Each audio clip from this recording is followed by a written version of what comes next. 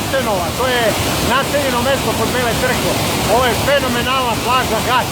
Pozdrav za sve vas koji brinete, pozdrav za sve vas koji mi se uredno javljate. Hvala na poverenju svima onima koji mi ukazujete poverenje time što mi dostavljate informacije, bez obzira da ste građani, da ste pripadnici neke službe ili već ljudi koji se interesuju i smetaju im neke stvari koje se dešavaju u našem društvu. Za danas, 22. avgusta 2018. godine, jedno par pitanja koje su vrlo interesantna i uvek aktuelna. Evo više od 7 meseci ne znamo ko je ubio Olivera Ivanovića. Još manje znamo ko je organizovao likvidaciju Olivera Ivanovića. Zbog svega toga imam par pitanja da postavim.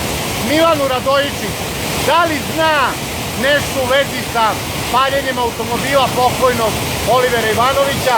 Da su mu možda poznata lica koja su angažovana da upale taj auto? Da li možda zna ko je organizovao ta lica da upale auto? A Aleksandra Vučića bi isto nešto da pita. Gospodine Vučiću, da li vam je poznato ko je organizovao i ko je direktno izvršio likvidaciju Olivera Ivanovića? Toliko za ovaj put. Idemo dalje. Pozdrav!